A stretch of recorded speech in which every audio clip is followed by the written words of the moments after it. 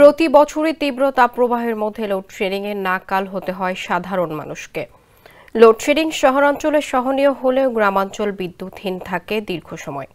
বিদ্যুতের অভাবে ক্ষেতে সেচ দিতে না পারায় ফসল নষ্ট হওয়ার খবরও গণমাধ্যমে প্রকাশ হতে দেখা যায়।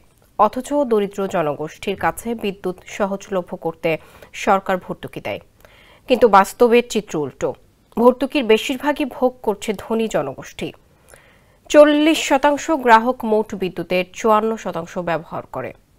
চলমান এই ভর্তুকি ব্যবস্থা ঢেলে সাজাতে পরামর্শ দিয়েছে আন্তর্জাতিক মুদ্রা তহবিল IMF। এজন্য আন্তর্জাতিক এই সংস্থাটি স্বল্পমেয়াদী, মধ্যমেয়াদী ও দীর্ঘমেয়াদী প্রস্তাব করেছে। হাসান আজাদের প্রতিবেদনে বিস্তারিত জানাচ্ছেন তারেক আহমেদ।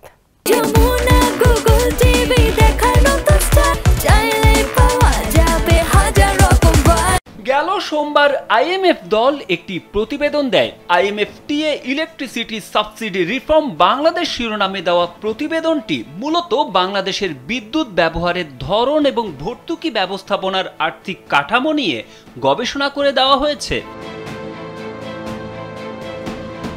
সংশ্লিষ্ট কর্মকর্তারা জানান, IMF এমন এক সময় এই সুপারিশ করেছে যখন সরকার ক্রমবর্ধমান আর্থিক সীমাবদ্ধতা এবং IMF-এর চাপের মধ্যে তার ভর্তুকি বোঝা কমাতে চাপের মধ্যে রয়েছে। তবে চাপ থাকা সত্ত্বেও এখন বিদ্যুতের দাম বাড়ানোর কোনো পরিকল্পনা নেই সরকারের। এর পরিবর্তে সরকার অভ্যন্তরীণ সংস্কার এবং দক্ষতা বৃদ্ধির ব্যবস্থার মাধ্যমে খরচ কমানোর উদ্যোগ নিয়েছে। এছাড়া ভর্তুকির লক্ষ্য বাস্তবায়নে অন্তর্বর্তী সরকার সমাজ কল্যাণ মন্ত্রণালয়ের মাধ্যমে নিম্ন আয়ের ব্যবহারকারীদের সরাসরি নগদ সহায়তা প্রদানের পরিকল্পনা করছে। IMF-এর প্রতিবেদনে উল্লেখ করা হয়েছে, বিদ্যুতের ভর্তুকি যাচ্ছে বড় বড় গ্রাহকের কাছে, যারা সাধারণত বড় বাড়িতে বসবাস করে এবং বেশি সংখ্যক যন্ত্রপাতি ও শীতাতপ নিয়ন্ত্রক ব্যবহার করে। এর বিপরীতে দরিদ্র পরিবারগুলো তুলনামূলক অনেক কম বিদ্যুৎ ব্যবহার করে। এছাড়া বড় গ্রাহকরা বিদ্যুৎ বিল পরিশোধে গড়িমসি করলেও দরিদ্র গ্রাহকরা শতভাগ বিল পরিশোধ করে।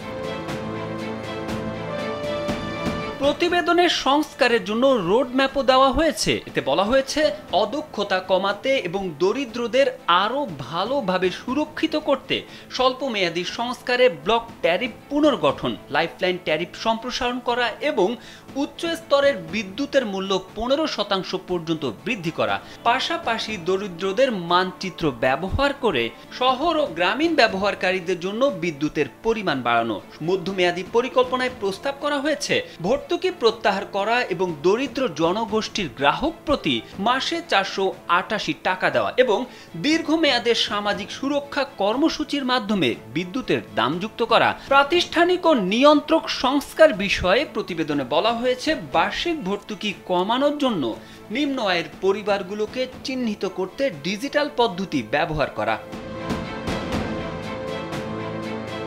IMF-এর দেওয়া সংস্কার প্রস্তাব বাস্তবায়নের জন্য চলতি বছরের সেপ্টেম্বর পর্যন্ত সময় দেওয়া হয়েছে।